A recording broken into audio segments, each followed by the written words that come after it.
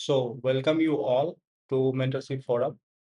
जैसा कि आप सभी को पता है, कल से हमारा जो करंट अफेयर बुकलेट था, जो न्यूज़पेपर बुकलेट आपको मिला होगा या आपने मार्केट से लिया होगा, उसको एक बार हम लोग रिवाइज करने की कोशिश कर रहे हैं कि अगर आप साथ में लेकर बैठो मेरे साथ तो एक बार रिवाइज हो जाएगा। कल हमने वहाँ पे लाइव किया था यूट्यूब पे।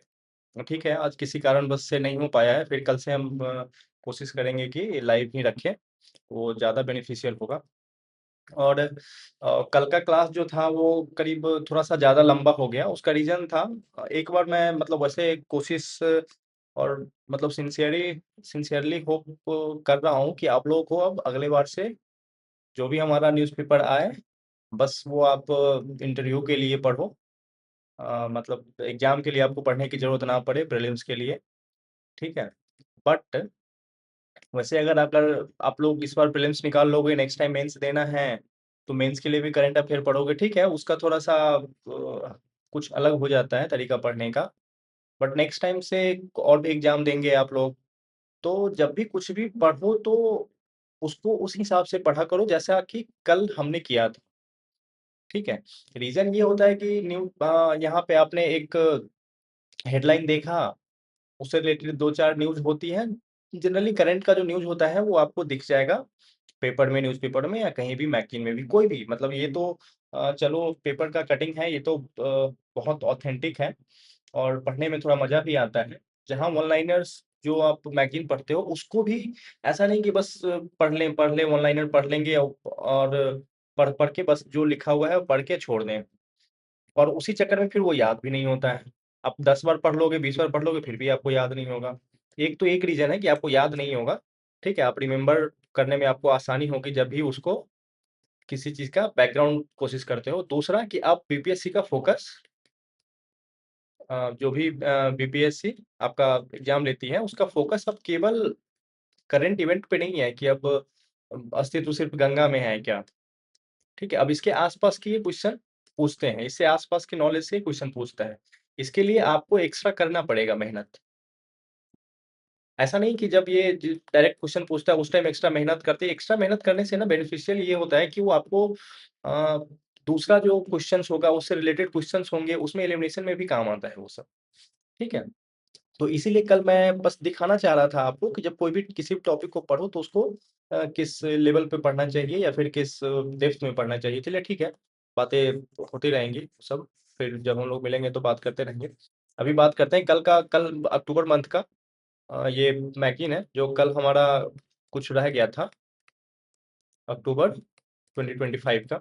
यहाँ तक हमने किया था कि देश की 28 नदियों में डॉल्फिन की अस्तित्व सिर्फ़ गंगा में, ये गलत है। मतलब सिर्फ़ गंगा में नहीं है, गंगा में ग रिवर सिस्टम में है, गंगा रिवर सिस्टम में है आपका, जिसमें चंबल आ जाएगा आपका, यमुना आ जाएगा, ठीक है? ये सॉरी आ जाएगी। उसके बाद ब्रह्मपुत्रा में भी है और बाणास रिवर में भी है, जो आपने नाम सुन रखा होगा, नॉर्थ ईस्ट में है। इसके अलावा सिंधु नदी में सिर्फ़ 3, ठीक है? स्टेट में जैसे हमने देखा था कि उत्तर प्रदेश में सबसे ज़्यादा है, दूसरे नंबर पे बिहार है, तीसरे नंबर पे बंगाल। ठीक है? देख रहे हो असम है, अब असम में तो गंगा नहीं है ना, तो सिर्फ़ गंगा में कैसे होगा? तो असम में ये ब्रह्मपुत्र ही है, ठीक है? और ये पहला सर्वेक्षण सर्वेक्षण हुआ था आपका भारतीय वन्यजीव संस्थान wild life institute of India, इसका wild life institute of India Dehradun में है, जैसे कल हमने देखा था। ये सब जब कुछ ऑर्गेनाइज़ेशन है जो इम्पोर्टेंट है, वाइल्ड लाइफ से रिलेटेड है, फॉरेस्ट से रिलेटेड है, एनवायरनमेंट से रिलेटेड है, उसका एक बार हेडक्वार्टर भी देख लीजिएगा। वो मतलब पहले सिंगल पूछ लेता था वो कि इसका हेडक्वार्टर कहाँ है? अब हो सकता है कि आपको मैच द फॉलोइंग में 2-3 दे दें, 4 दे दें वो, ठीक है? पूछ ले कौन-सा इनकरेक्ट नहीं है, ठीक है? तो आगे बढ़ते हैं। हमारा जो नेक्स्ट था वो बिल्डाथॉन बिहार छठे पायदान पर। ये एक्चुअली बिल्डाथॉन है क्या? देखिए यहाँ पे दिया हुआ है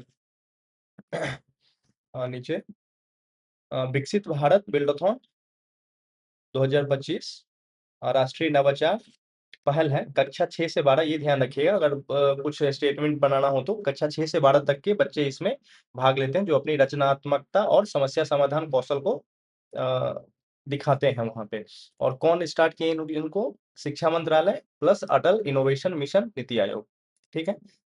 जैसे पिछले बार भी क्वेश्चन पूछ चुका था, अटल इनोवेशन नीति आयोग का ही इनिशिएटिव ठीक है, तो शिक्षा मंत्रालय प्लस या तो नीति आयोग आ जाए तो सही होगा, या फिर शिक्षा मंत्रालय प्लस अटल इनोवेशन मिशन। तो इन्होंने इसको इस प्रोग्राम को रन करते हैं ये 6 से 12th तक के बच्चों के लिए है, और इसमें आपका बिहार छठे स्थान पे रहा है। ठीक है, और ये देखिए उत्तर प्रदेश ने देश भर में सबसे अधिक स्कूलों के लिए, ये मतलब पहला आपका हो जाएगा उत्तर प्रदेश, और बिहार का छठा स्थान। बस इतना ही इसमें था, और कुछ इसमें एक्स्ट्रा देखने के लिए है नहीं। नेक्स्ट देखते हैं, कृषि एवं कल्याण ग्रामीण विकास मंत्री ने स्वीकृति दी। ठीक है, भागलपुर के कतरनी चावल और जर्दालू आम राष्ट्रीय डिजिटल मंडी, ये राष्ट्रीय डिजिटल मंडी है क्या? डिजिटल मंडी जो आप ई नाम सुनते होगे ना,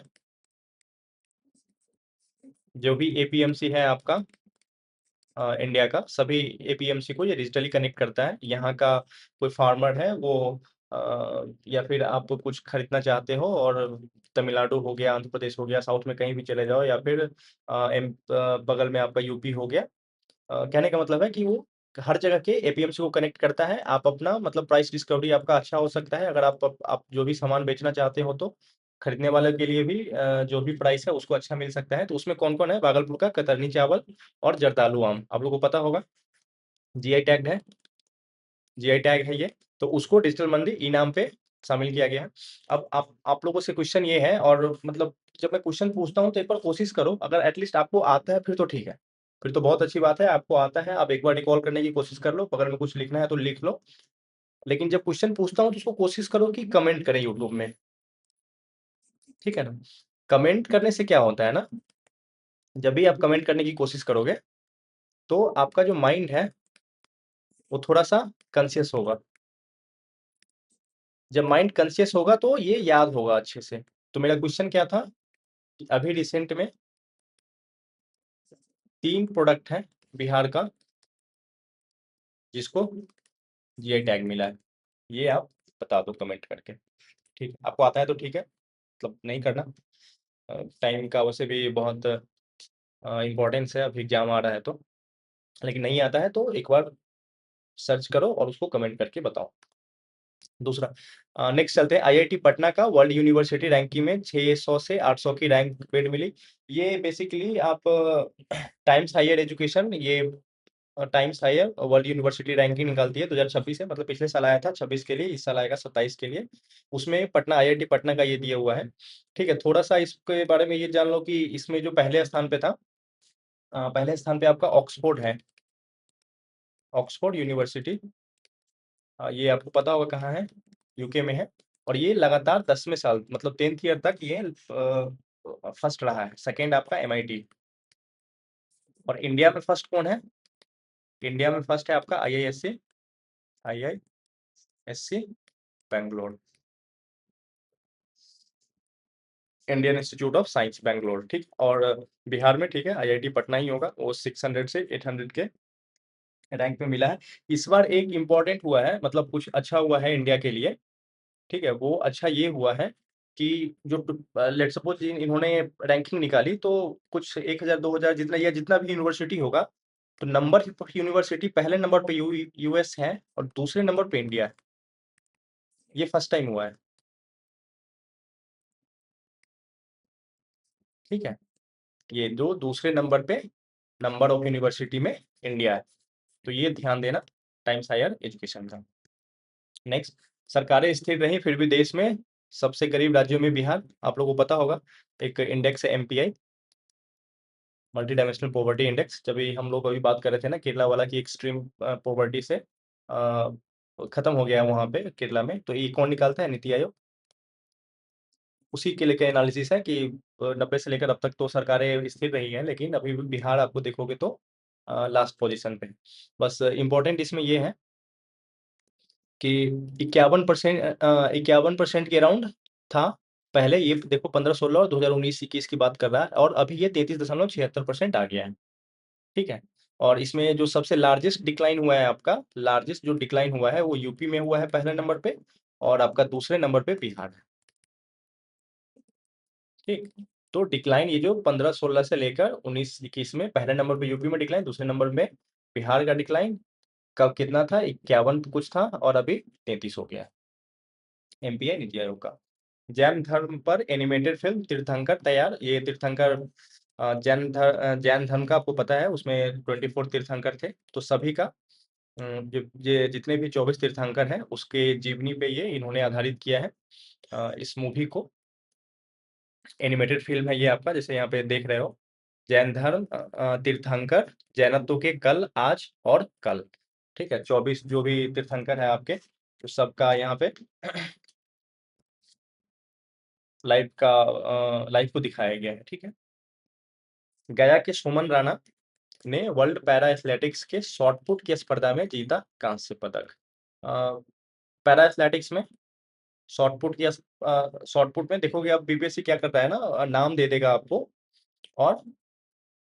देगा आपको और पूछेगा कि वो किस खेल से रिलेटेड है, ठीक है?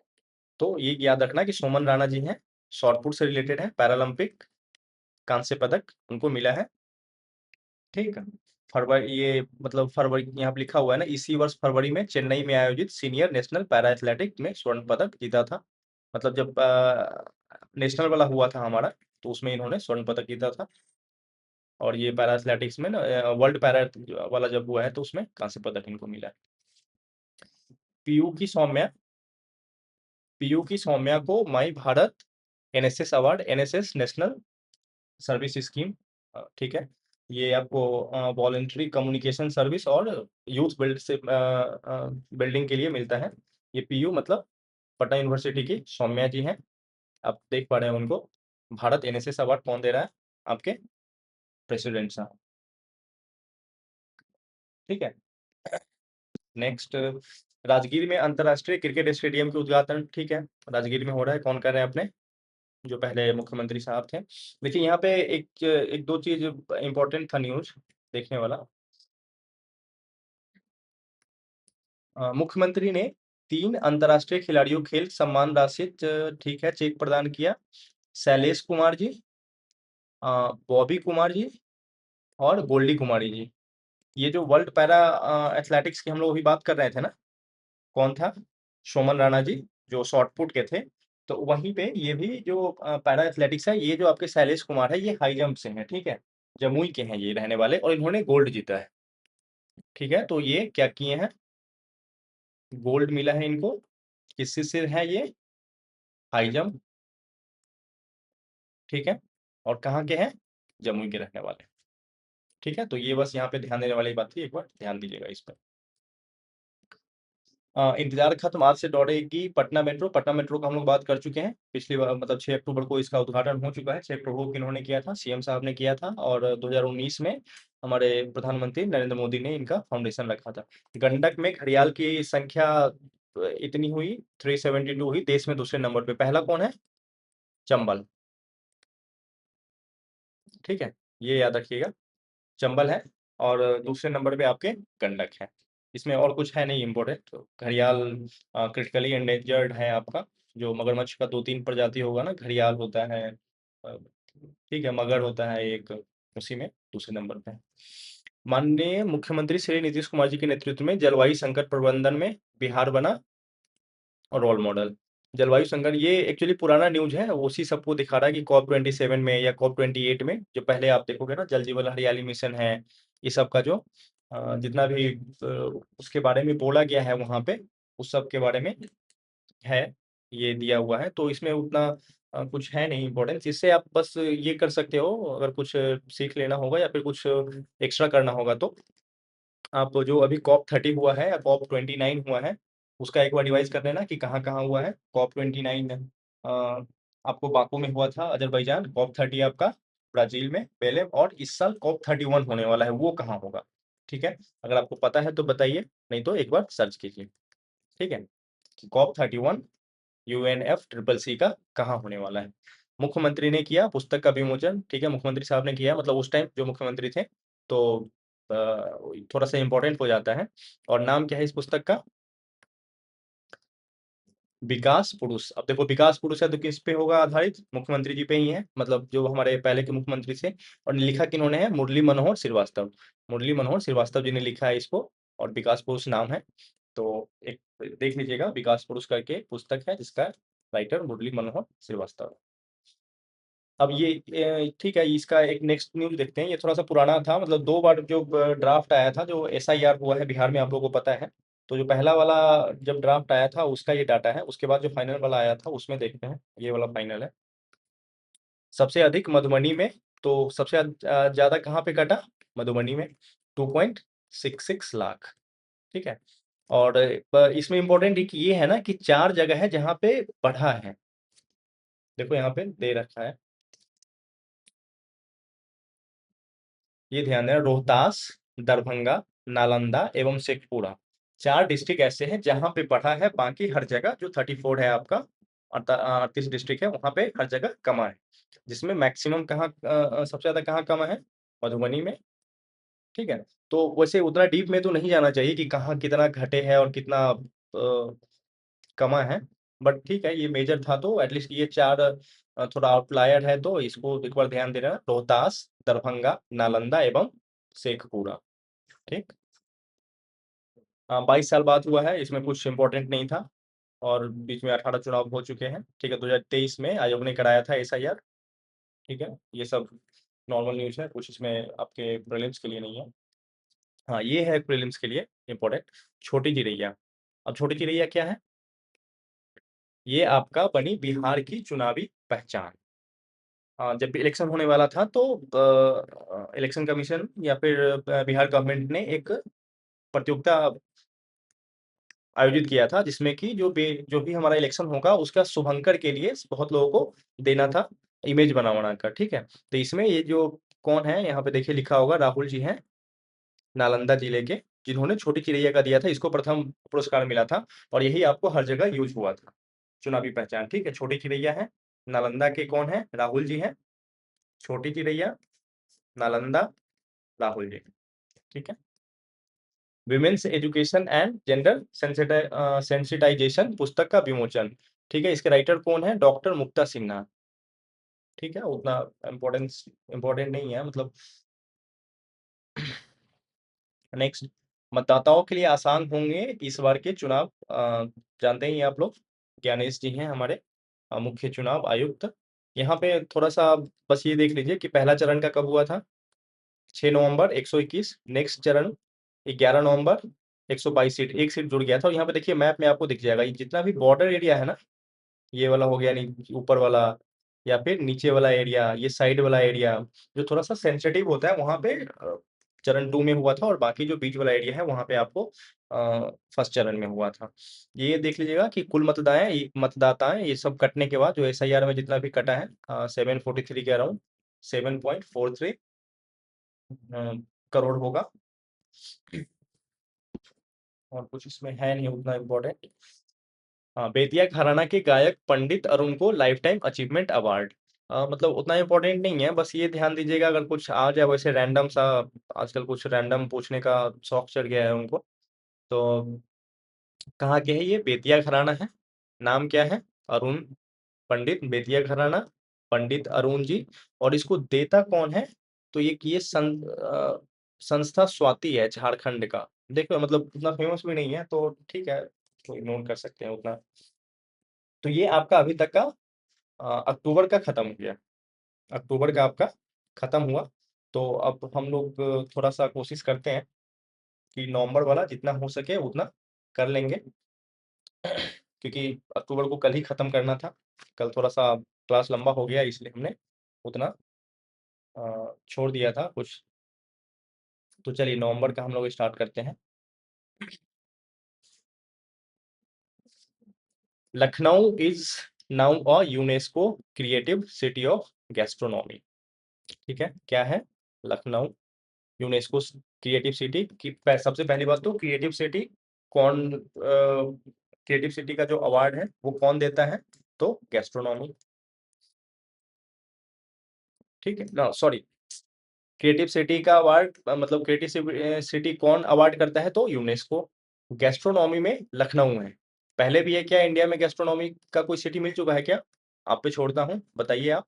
टोटल अभी आप देखोगे तो इंडिया में 9 है शायद, ठीक है।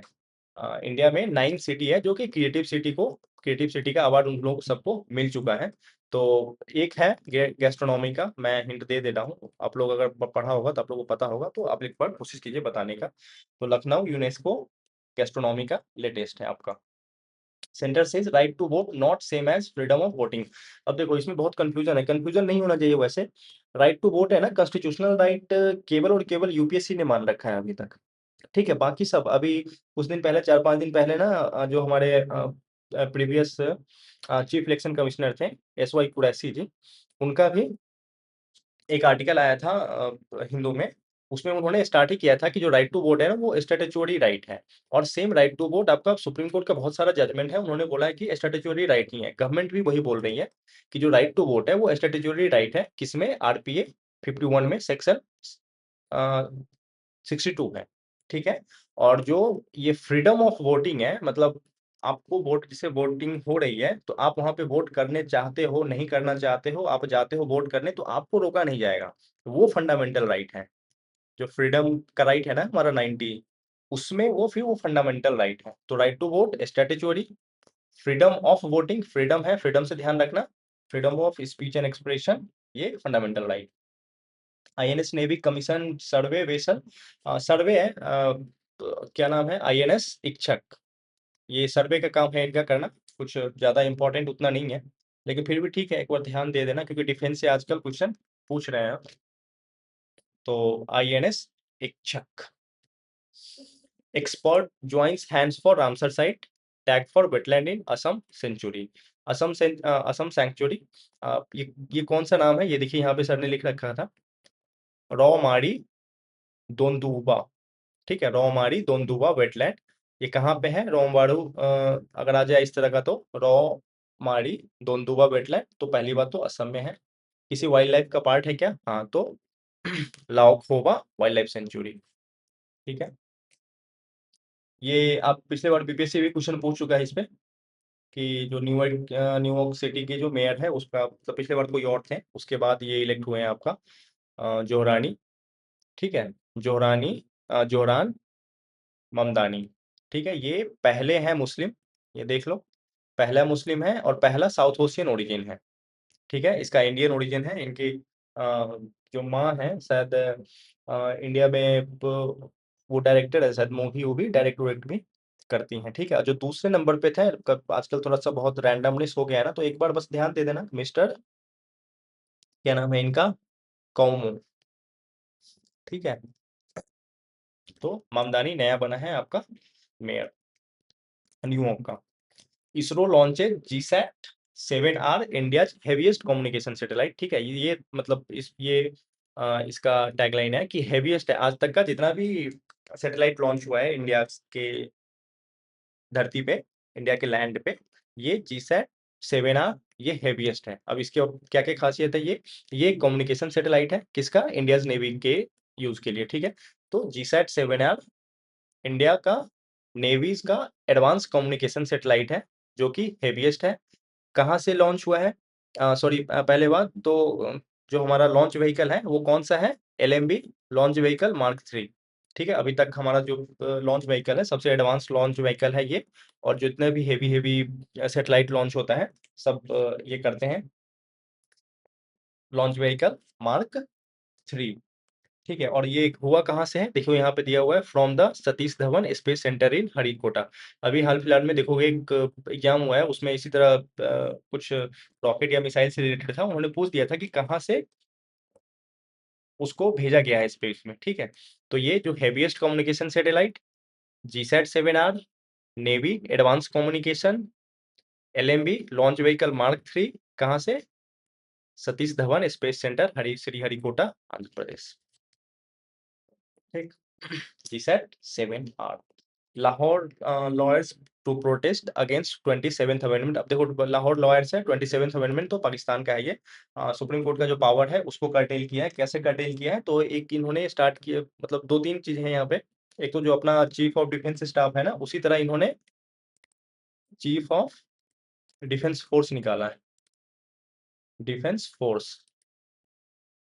जो अभी आप न्यूज में देखते होगे ना, मुनीर जी का इधर उधर कहीं कहीं उसका रहता है न्यूज में, सेम वही है, मतलब अपने आप को उन्होंने पहले थे और उसको उन्होंने कॉन्स्टिट्यूशनली वैलिड कर दिया है।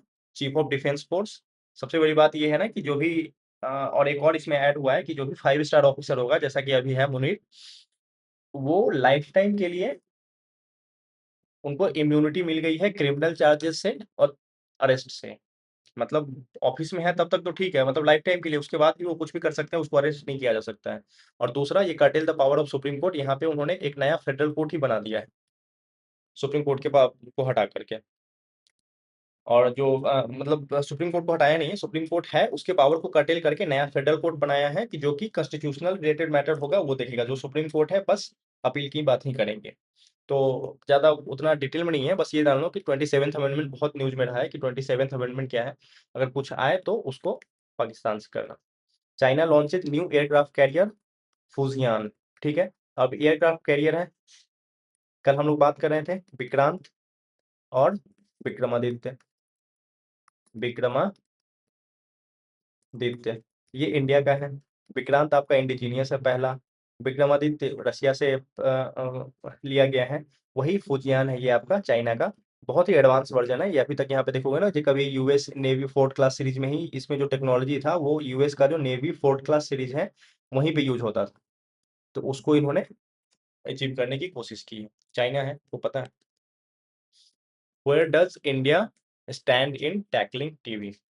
अब ठीक है, इसमें कुछ कुछ चीजें इंपॉर्टेंट है, एक बार ध्यान दो। अ, पहली बात तो WHO ग्लोबल ट्यूबरकुलोसिस रिपोर्ट, ठीक है? उसके बाद मतलब कौन निकालता है टीबी से रिलेटेड रिपोर्ट? तो WHO। उसके बाद देखोगे हाईएस्ट कहाँ?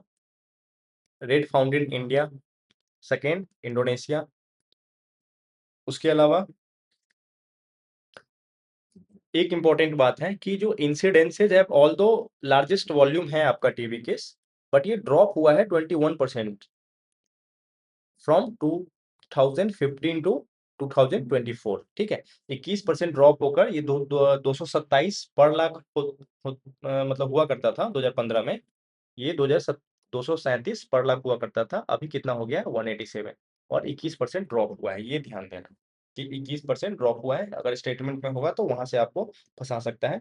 और एक और चीज ये कि आपका Uttar Pradesh maximum, UP population भी मैक्सिमम है, ठीक है? तो उत्तर प्रदेश में टीबी का इंसिडेंसेस मैक्सिमम। उसके बाद 4 DPSU get mini ratna status, ठीक है? मिनी रत्ना तो बहुत को मिलता है, बट अगर है थोड़ा सा न्यूज में तो एक बार देख लो। मुझे नहीं लगता कि मिनी रत्ना पे अगर कुछ क्वेश्चन वो पूछ सकते हैं। एक एक है इसमें जो कि जिसका आपने नाम सुना होगा, हिंदुस्तान सीपीआर लिमिटेड, तो ये ध्यान देना, और याद होगा भी नहीं उतना। म्यूनिशन इंडिया लिमिटेड है, ठीक है? आर्मर्ड व्हीकल छोड़ो इसको, मतलब याद करने की कोशिश मत करो, एक दिन ध्यान दे दो बस, हिंदुस्तान शिपयार्ड लिमिटेड। एक ये हो गया, और बाकी ये देख लेना कि एक मिनी रत्ना होता है, फिर नवरत्ना होता है और फिर महारत्ना होता है, ये 3 कैटेगरी होता है। इंपॉर्टेंट बात ये है ना कि ये इसको ग्रांट कौन करता है स्टेटस? तो ये फाइनेंस मिनिस्टर है, मिनिस्ट्री ऑफ जो फाइनेंस है, मिनिस्ट्री ऑफ फाइनेंस, इसमें लोग कंफ्यूज होंगे। मिनिस्ट्री ऑफ फाइनेंस में एक डिपार्टमेंट है पब्लिक इंटरप्राइजेस का, वो ग्रांट करता है, ठीक है?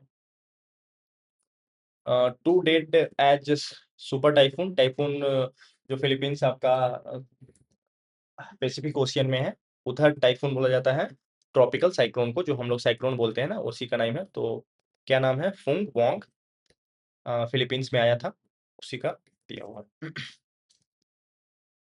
Government implements 4 new labour code. अच्छा देखो, इसमें क्या है ना कि ये जो कोड ऑन वेजेस है ना, ये 2019 में है। यहाँ मतलब बहुत बार मैंने क्वेश्चन देखा है कि ये पूछ लेते हैं कि कौन कब आया है। इसमें एक ही है जो वेजेस वाला है आपका, वो 19 में है, बाकी सब 20 में है, बाकी सब 20 में है। Industrial relation code, code on social security, occupational safety, health and working condition, एक वेज वाला 20, मिनिमम वेज का इस बार एक प्रोविजन आया है, ठीक है? तो वो 19 में है, बाकी सब के सब 20 में है। इंडस्ट्रियल, सोशल सिक्योरिटी और सेफ्टी वाला, ऑक्यूपेशनल सेफ्टी वाला, ठीक है? और ये इम्प्लीमेंट कब हुआ है? ठीक है, 1 अप्रैल में, उतना इसमें कंफ्यूज मत होना। इसका इम्प्लीमेंट होने का ना एक डेट है आपका, बताता हूँ मैं। 21 नवंबर, 21 नवंबर 2000 25 और इसीलिए अब ये न्यू मतलब ये अभी हम लोग कर रहे हैं ना नवंबर वाला, इसीलिए आप हम लोग देख पा रहे हैं क्योंकि 21 नवंबर को आया था कि इम्प्लीमेंट हुआ था। इम्प्लीमेंट कब से हुआ है? तो 21 नवंबर 2025, ये ध्यान देना। आया कब है? कोड ऑफ वेज वाला आया है 19 में, बाकी सब 20 में आया है। India braces for air travel disruption after volcanic eruption in Ethiopia. मतलब कुछ ज़्यादा इम्पोर्टेंट इसमें ज़्यादा न्यूज़ नहीं है, बस ये है कि क्या है नाम? हाइली गोबी, हाइली गुब्बी, इथियोपिया का आ जाता है ना कि ये वॉल्केनो कहाँ पे है, या फिर मैच द फॉलोइंग में कहीं दे दे आपका, तो क्या है? Highly Gubbi volcano. देख रहे हो? जैसे आप तो बहुत लोग सोच रहे हो कि वहाँ पे इरप्ट हुआ है इथियोपिया में, यहाँ कैसे आ जाएगा? तो ठीक है, मतलब पूरा वर्ल्ड का जो कनेक्टिविटी है वो एक दूसरे को इम्पैक्ट करता है। ऊपर जाएगा ये, फिर ऊपर से आता है, हमारे हिमालयन रीजन को बहुत ज़्यादा इम्पैक्ट करेगा ये।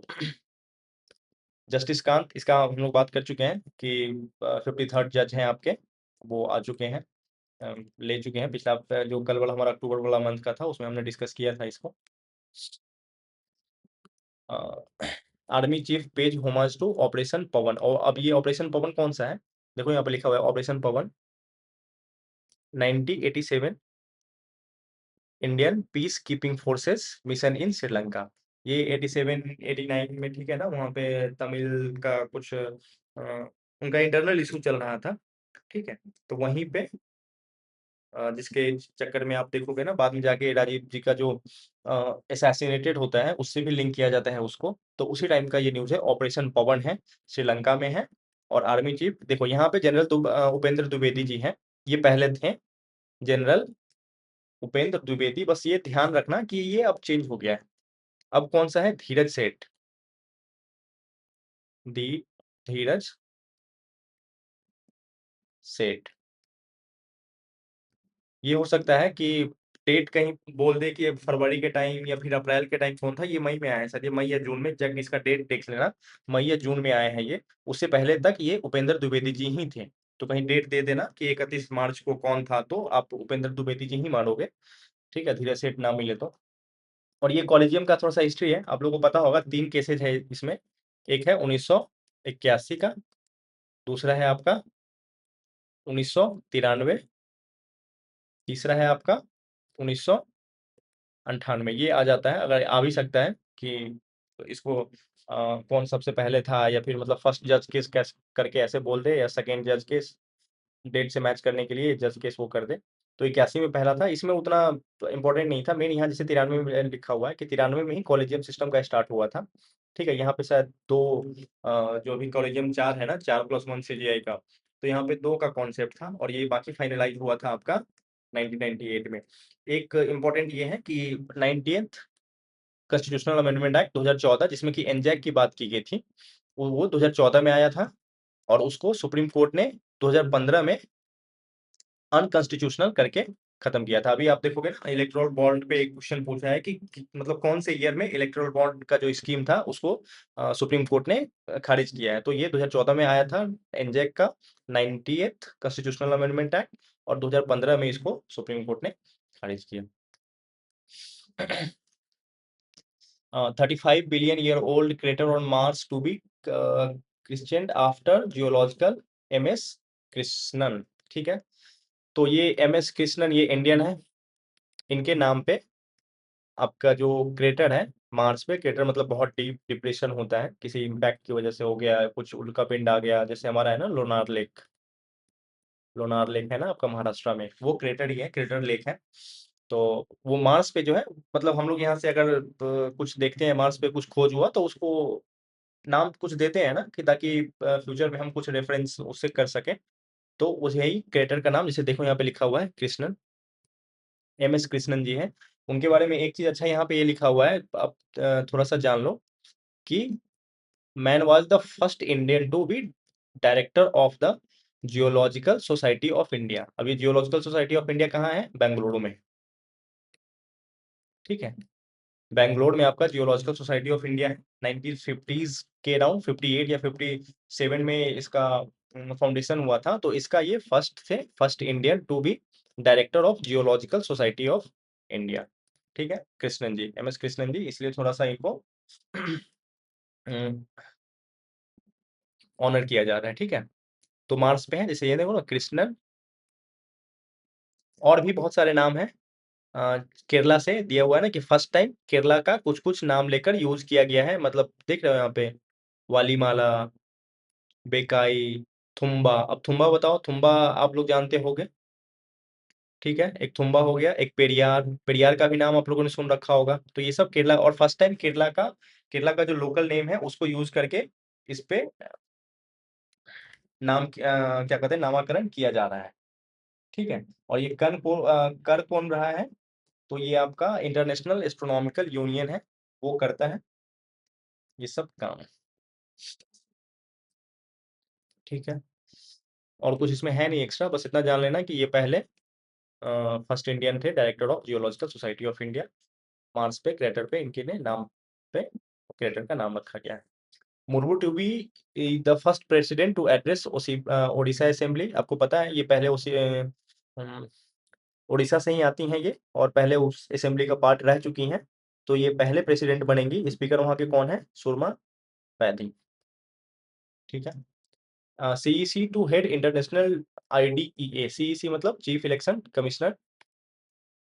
ये क्या है? International IDEA 35 nation international institute for democracy and electoral assistance, international IDEA. इसका हेडक्वार्टर कहाँ है? आपको स्टॉकहोम में है। थोड़ा सा इंपॉर्टेंट है, एक बार ध्यान दे देना, क्योंकि हमारे जो चीफ इलेक्शन कमिश्नर है ज्ञानेश कुमार जी, वो बेसिकली इंडिया इस बार चेयर बना है। इंटर गवर्नमेंटल ऑर्गेनाइजेशन है ये, कुछ एनजीओ या उस तरह का कुछ ऐसा नहीं है। इंटर गवर्नमेंटल ऑर्गेनाइजेशन है कि जो हर साल एक एक कंट्री का गवर्नमेंट इसका चेयर करती है। तो 2026 का जो है इंडिया के पास है चेयर। और ये कब लेंगी? कभी वो डेट भी पूछ देता है ना, यूनाइटेड नेशन का जो असेंबली का होता है आपका सेशन, उसमें डेट पूछा था, तो ऑन December 3, ठीक है? 3 दिसंबर को ज्ञानेश कुमार जी ने चेयर एज्यूम किया, किसका? International institute for democracy and electoral assistance, IDEA. उसका हेडक्वार्टर कहाँ है? स्टॉकहोम, स्वीडन, यहाँ पे दिया हुआ है। Navy to hold international fleet review in Visakhapatnam. ये याद रखो, कहाँ पे इन्होंने होल्ड किया है? विशाखापट्टनम में। और इससे पहले कब हुआ था ये? 2001 में हुआ था, ठीक है? तो देख रहे हो कितने साल बाद हो रही है। 2001 में हुआ था, to mark the 50 year of the republic, जब 50 साल हमारा पूरा हुआ था। और जो 26th एडिशन है, ये 75th एनिवर्सरी मना रहे हैं हम लोग रिपब्लिक का, ठीक है? तो कहाँ हो रहा है? Navy to hold international fleet review in Visakhapatnam. इससे पहले 2001 में हुआ था, जब 50वीं सालगिरह मना रहे थे, और अभी 75वीं मना रहे हैं, तो हो रहा है। इसके अलावा देखो यहाँ पे कुछ-कुछ नाम दिया हुआ है, आप लोग बताना मुझे, मतलब नेवी 20 से ऊपर ज़्यादा बायलैटरल एक्सरसाइज़ करती है। इसमें लिखा हुआ है SIMBEX, Varuna, कॉर्पेट, Milan, Malabar and Konkan. Konkan का तो हम लोग कल ही बात किए थे, याद है कि नहीं? इंडिया और यूके। बाकी मिलान बता देना, मालाबार कोशिश करना याद करने का, सिम्बैक्स मुझे लगता है नाम से गेस कर लोगे, वरुणा और कॉर्पेट, ठीक है? PM Modi unveils 77 foot tall statue of lord Ram in Goa. कहाँ पे? गोवा में 77 फुट का bronze statue of lord Ram किसने बनाया है? तो देखो, Ram Sutar ji, sculpture Ram Sutar ji, who design the statue of, जिन्होंने स्टैचू ऑफ यूनिटी को भी बनाया था। जो स्टैचू ऑफ यूनिटी कहाँ पे है? गुजरात में। तो सेम इसका भी स्कल्पचर है।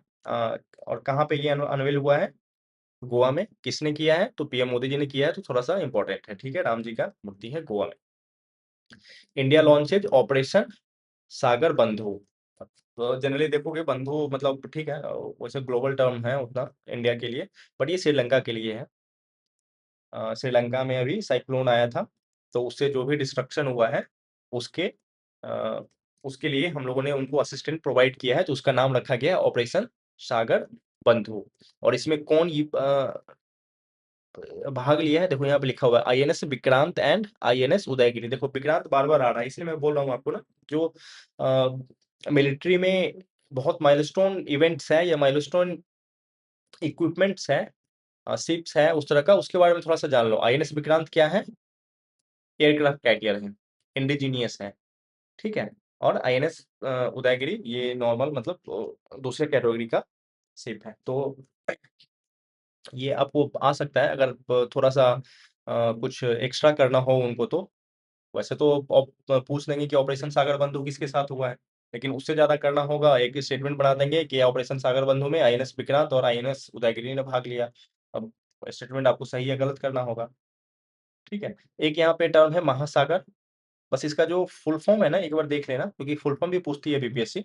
महासागर, सागर और महासागर एक गवर्नमेंट ऑफ इंडिया का इंडियन ओशियन में तो आउटरीच प्रोग्राम है, जिसके तहत फर्स्ट रिस्पॉन्डर या नेट सिक्योरिटी प्रोवाइडर ये सब हम लोग करते हैं, जो भी टेरिटोरियल स्टेट है उनके लिए। तो क्या है?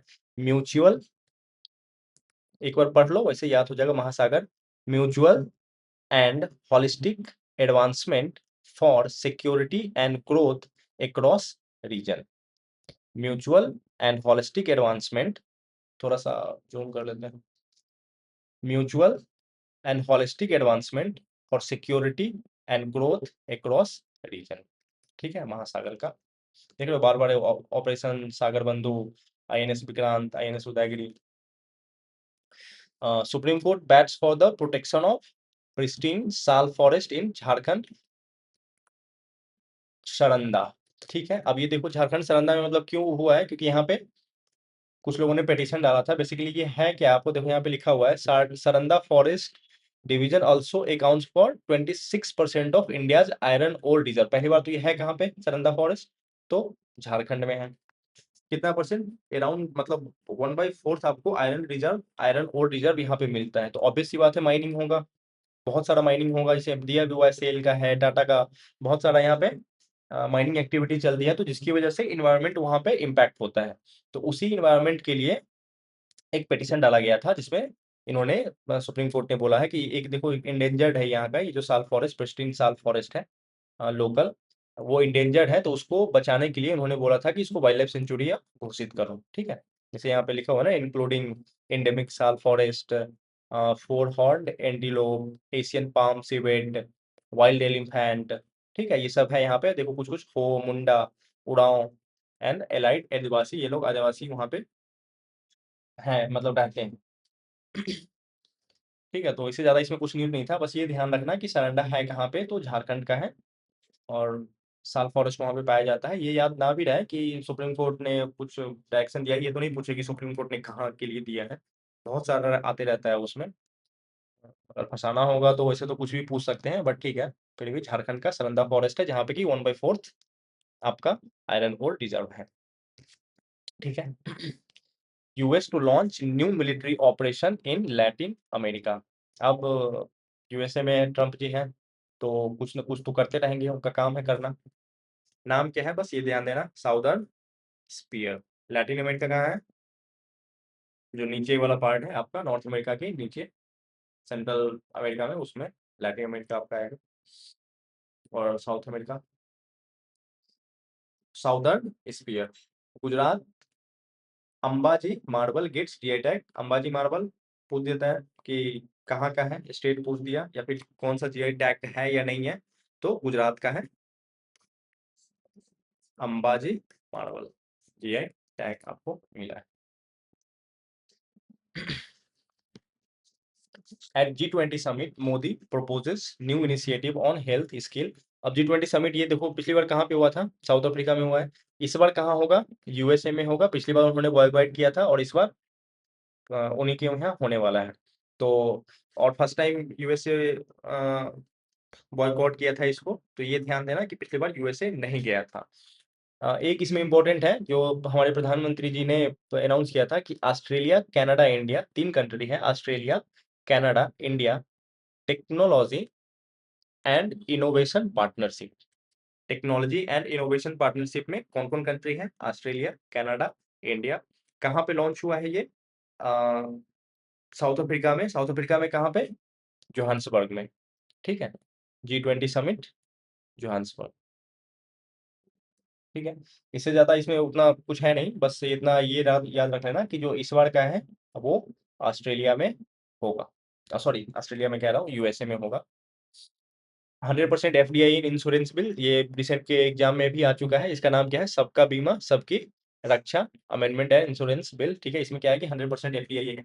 एक बस इसमें छोटा सा एक एक्सेप्शन है, बहुत जगह आपको नहीं मिलेगा। जो एलआईसी है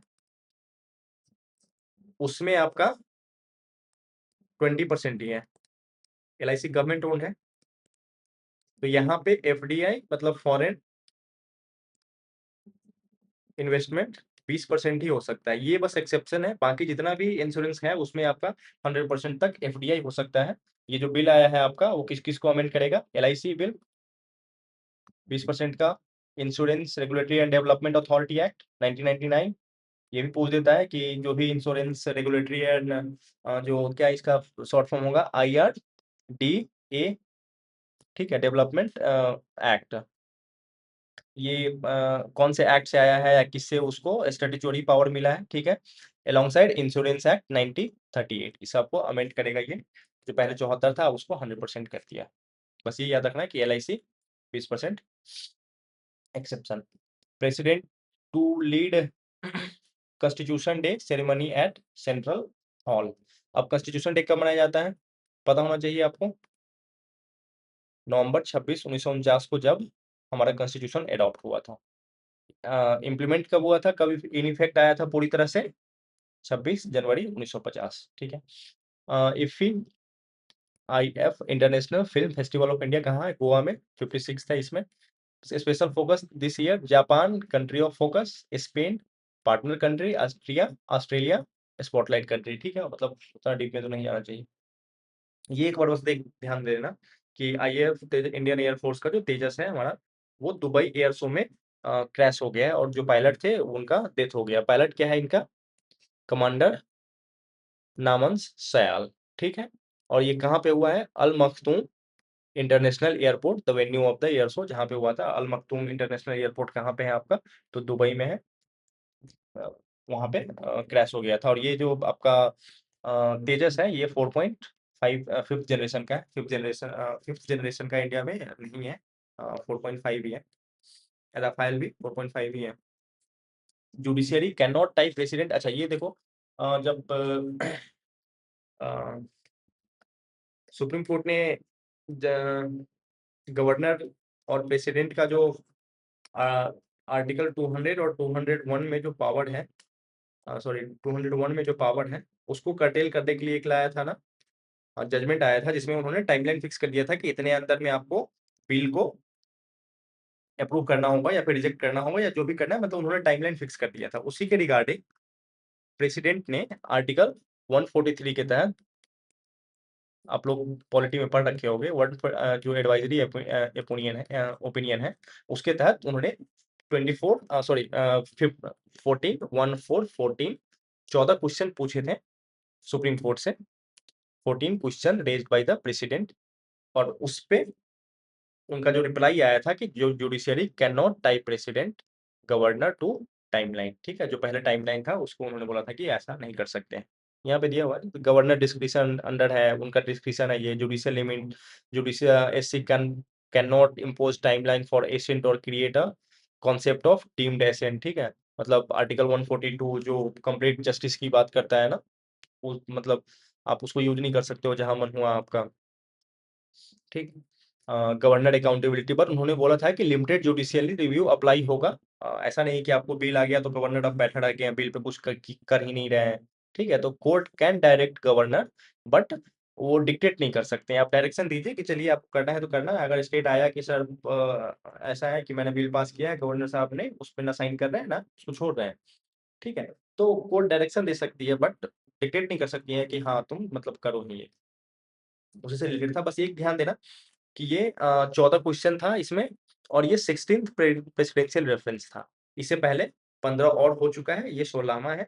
14 क्वेश्चन है, 14 15 16, 15 हो चुका है, 14 क्वेश्चन है, 16वां रेफरेंस था under article 143। India emphasis energy security of island nation, ठीक है, इसमें कुछ उतना इंपॉर्टेंट नहीं है। बस ये है, पीएम जनमान एक स्कीम है ट्राइबल से related, tribal particular vulnerable tribal, है ना, आप लोग सुने होगा, particular vulnerable tribal group, PVTG जो बोलते हैं। 75 पीवीटीजी है आपका इंडिया में। कितना है PVTG? Particular vulnerable tribal group 75। उसी के लिए पीएम जनमान एक स्कीम है। इसमें एक सोलर का भी, सोलर रिलेटेड इलेक्ट्रिसिटी का भी है कि अगर जहाँ पे इलेक्ट्रिसिटी नहीं पहुंचा हुआ है वहां पे इस सोलर इलेक्ट्रिसिटी लाना है, उसके बाद उसके रख रखाव का आप अगले कुछ 5 सालों तक ना गवर्नमेंट फ्री में सब कुछ करेंगे, ठीक है। इसलिए यहाँ पे ये देखोगे कि एनर्जी सिक्योरिटी में ये पीएम जनमान, ये ट्राइबल से रिलेटेड का क्या स्कीम का क्या मतलब है यहाँ पे, ठीक है। इसीलिए यहाँ पे पीएम जनमान का दिया हुआ है, क्योंकि इसमें सोलर का रिलेटेड इंपॉर्टेंट है। और ये किसके लिए है? पीवीटीजी के लिए है, बस ये ध्यान देना। और वैसे सोलर के लिए आप कल हम लोगों ने देखा था ना, सूर्य घर बिजली, सूर्य घर बिजली योजना है, फिर आपका पीएम कुसुम है, तो ये सब सोलर के लिए। 14 क्वेश्चन जैसे मैंने बोला, कुछ नया नहीं है, वही है 14 क्वेश्चन। बस ये है कि अब एक बार देख लेना इसमें, वो क्वेश्चन नहीं पूछेंगे कि क्या क्या क्वेश्चन था, बस एक बार देख लोगे तो वैसे भी आइडिया होगा, आप लोगों को पता होना चाहिए, बस देख लेना। Centre announces Gopal Ratna award. अब गोपाल रत्ना अवार्ड थोड़ा गेस कर सकते हो किससे होगा? मिल्क से रिलेटेड है। कौन है? अरविंद यशवंत पाटिल, कोल्हापुर के हैं, महाराष्ट्र, ठीक है, जिनको मिला है आपको this year Gopal Ratna award. Gopal Ratna award कौन दे रहा है? सेंट्रल गवर्नमेंट दे रहा है, ठीक है। Arvind Yashwant Patil ji, Kolhapur, Maharashtra. Rearing indigenous cattle buffalo breed, indigenous के लिए, ऐसा नहीं कि सब्जी के लिए, वो दे देंगे आपको। Over 100 Indian universities make to QS sustainability ranking, ठीक है। ये बहुत रिसेंट का इनिशिएटिव है। क्यूएस हो गया वर्ल्ड यूनिवर्सिटी रैंकिंग, क्यूएस का मतलब है क्वारेली सिमंस, ठीक है। क्वारेली सिमंस एक ऑर्गेनाइजेशन है, QS, on Tuesday release the QS world University ranking for sustainability में, ठीक है। ये सस्टेनेबिलिटी का एक कैटेगरी होगा, उसमें उन्होंने निकाला है, जिसमें कि ओवर मतलब 100 यूनिवर्सिटी है आपका। बस ये देख लो कि इसमें टॉप पे कौन था। टॉप आपका था Indian institute of technology Delhi, ठीक है, Indian institute of technology Delhi, ये टॉप पे था। Central rolls out initiative to improve PDS operation. अब इसमें देखो दो चार चीजें न्यूज में है, मतलब जो पीडीएस का पब्लिक डिस्ट्रीब्यूशन सिस्टम है ना, जिसमें राशन कार्ड और ये आप सब्सिडाइज्ड जो फूड मिलता है आपको नेशनल फूड सिक्योरिटी एक्ट के तहत, उसमें उसका जो प्रोसेस है उसको इम्प्रूव करने के लिए पिछले बार शायद एक क्वेश्चन भी आया था अन्न चक्र करके, अगर आपको पता है तो बताओ अन्न चक्र क्या होता है। अन्न चक्र उससे रिलेटेड ही कुछ है, तो इस बार भी दो चार चीजें हैं। आशा, ASHA, अन्न सहायता हॉलिस्टिक एआई सॉल्यूशन, क्या है ये? It allow beneficiary to share their feedback, feedback के लिए आशा, फीडबैक के लिए Asha. A for Asha, A for AI, Anna Sahayata holistic AI solution, ठीक है। एक तो ये हो गया, और ये कौन इसको बनाया है, कैसे कैसे मिलकर बनाया है? Partnership with Badhwani foundation, backed by India AI mission. तो आशा बाधवानी फाउंडेशन इंपॉर्टेंट है, क्योंकि ये आपका नॉर्मल जो भी आप जाओगे वर्क करने, अगर आप सर्विस सॉरी सिविल सर्वेंट आप बनते हो, आप जाओगे तो ये सब आपको करना पड़ेगा, मतलब इस सब क्षेत्र में आप बहुत अच्छे से कैसे जो भी पीडीएस का ऑपरेशन है उसको कैसे एफिशिएंटली बना सकते हो, जो मिस यूज ना कर सके राशन कार्ड का, जो भी जिसको मिलना चाहिए फूड उसको मिल रहा है, ठीक है। तो उसी समय ये सब आपको हेल्प करेगा। तो ये सब क्वेश्चन पूछना चाहिए, ये सब पूछने वाली क्वेश्चन है कि जो पता होना चाहिए आप लोगों को, ठीक है। तो पहला तो आशा है, Wadhwani foundation a major initiative, Anna Sahayata holistic AI solution. दूसरा क्या है आपका? भंडारण 300 360। अब देखो 360 करके है, तो सेंट्रल वेयर हाउसिंग कॉर्पोरेशन का है, new enterprises resource planning platform, ठीक है। सेंट्रल वेयर हाउसिंग कॉर्पोरेशन का रिसोर्स प्लानिंग प्लेटफॉर्म है, इसका नाम है भंडारण 360 डिग्री। उसके बाद क्या है? स्मार्ट एक्सिम, ये भी वेयर हाउस सिस्टम से रिलेटेड है। दूसरा है Anna Darpan, a new micro service based platform that replaces the existing depot online system, ठीक है। तो चार था। Asha Wadhwani foundation feedback system AI, ठीक है, AI Asha Wadhwani system. Central warehousing corporation का भंडारण, भंडारण वेयर हाउसिंग कॉर्पोरेशन है तो उसी याद रखोगे, Bhandaran 360। Smart exim warehousing system का ही है फॉर कंटेंट फ्राइट का, ठीक है, स्टेशन जो ड्राईपोर्ट टाइप का बना है ना उस तरह का, वहां पे यूज होगा, जो बेटा में हमारा ड्राईपोर्ट है, कल हमने क्वेश्चन पूछा था आपसे। अन्न दर्पण new micro service based platform है ये, जो ऑनलाइन डेपोट सिस्टम है उसको रिप्लेस करने के लिए अन्न दर्पण। तो 4 चीज है, ध्यान दें। हॉटलिस्ट कॉन्ग्रेचुलेशन 25th समर डेफोलम्पिक्स 2025, और ये 25th है, थोड़ा सा इसका इंपॉर्टेंस इसलिए है कि इसका 100 साल पूरा हुआ है, 100 ईयर मनाया गया है 2024 में, सॉरी 1924 में स्टार्ट हुआ था आपका, 1924 में, और 4-4 साल पे होता है इसलिए 25th है तो 100 साल हुआ है, ठीक है। तो 1924 में स्टार्ट हुआ है, 100 साल हुआ है इसलिए इंपॉर्टेंट है। और इंडिया का historic best ever medal tally 20, gold 9, silver 7, bronze 4, ठीक है, बेस्ट एवर रहा है आपका। रैंक कौन सा रहा है इंडिया का, तो 6th रहा है, इंडिया का रैंक 6th। और फर्स्ट कौन है, तो ये यूक्रेन है, बिल्कुल, मतलब वार भी कर रहे हैं वो लोग और जीत भी रहे हैं। यूक्रेन है आपका, फर्स्ट यूक्रेन है, और इंडिया आपका 6th रहा है, 100 साल पूरा हुआ है। और कहाँ पे हुआ है ये ध्यान दे देना, टोक्यो में हुआ है ये।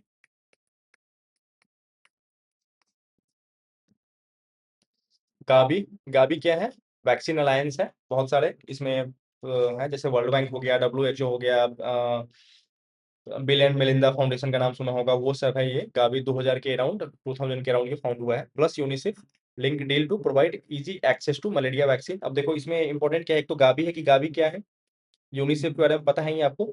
R21 ये है नाम मलेरिया वैक्सीन का, ये ध्यान देना कि R21 मैट्रिक्स एम किससे रिलेटेड है, एम फॉर मलेरिया। इसमें एक और वैक्सीन है आपका RTS SA, बस ये ध्यान यहाँ से याद कर लो ना, R21 है और RTS है, ठीक है, R21 RTS ये मलेरिया से रिलेटेड है। ये जो R21 है ना, ये आपका यूनिवर्सिटी ऑफ ऑक्सफोर्ड और सीरम इंस्टीट्यूट ऑफ इंडिया, ठीक है, serum institute of India India का है, यूनिवर्सिटी ऑफ ऑक्सफोर्ड पता है आपको, यूके का है। Leveraging Novavax matrix M adjuvant technology, ये मतलब किसी टेक्नोलॉजी को आधार बनाकर, जो पहले से टेक्नोलॉजी है उसके आधार पर ये डेवलप हुआ है R21 मैट्रिक्स। और ये किसने किया है, RTS, ये आपको Glaxo Smith Kline and PATH partners, ठीक है। तो RTS ग्लैक्सो स्मिथ और R21 ऑक्सफोर्ड और serum institute of India. R21 matrix M, ठीक है, देखो इसमें ना आई आ रहा है, इसमें आई आ रहा है, मैट्रिक्स, आई फॉर इंडिया। तो इंडिया में कौन है, सीरम इंस्टीट्यूट ऑफ इंडिया, ठीक है। तो serum institute of India matrix, R21 matrix, serum institute of India, university of Oxford, जो दूसरा बचा वो Glaxo Smith Kline PATH partners, ठीक है। भारत नेट स्कीम ये नया मतलब है पुराना स्कीम, बट ये जो नया वाला है इसका क्राइटेरिया ये है कि अब रूरल हाउस होल्ड को, जितने भी रूरल हाउस होल्ड है ना उसको कनेक्ट करना है। पहले था ना ग्राम पंचायत को कनेक्ट करना था, तो भारत नेट स्कीम में उसमें पंजाब पहला स्टेट बना है आपका, ठीक है, Punjab first state to implement the Bharat state, कौन, पंजाब। श्री अमित शाह जी जोनल काउंसिल, ये नॉर्दर्न जोनल काउंसिल का मीटिंग इन्होंने किया था, कहाँ किया था, फरीदाबाद हरियाणा में, ठीक है। अब मुझे यहाँ से एक बात ये बता देना, एक बार पूछा हुआ है बीपीएससी की, जो जहाँ जिसमें मैं नाम नहीं ले रहा हूँ उसका, कि बिहार कौन से जोनल काउंसिल में आता है, जैसे ये नॉर्दर्न है ना उस तरह किस में आता है वो, और उसका मीटिंग कहाँ हुआ था वो पूछा था। तो आप मुझे पहला तो ये बताना कि बिहार किस जोनल काउंसिल में है। ये ना जोनल काउंसिल वाला ना, ये आपका पॉलिटी का टॉपिक है, ये आपको पता होना चाहिए। जोनल जोनल काउंसिल कौन से एक्ट में आता है या फिर कॉन्स्टिट्यूशनल बॉडी है ये, ठीक है। जोनल काउंसिल बिहार किस में है, और रिसेंटली बिहार का मतलब इस जोनल काउंसिल का मीटिंग हुआ है क्या, अगर हुआ है तो कहाँ हुआ है। सहकार से समृद्धि अमूल। 2 है न्यूज़ यहाँ पे, एक देखो ये इफ़को, एक हो गया आपका इफ़को और एक है अमूल।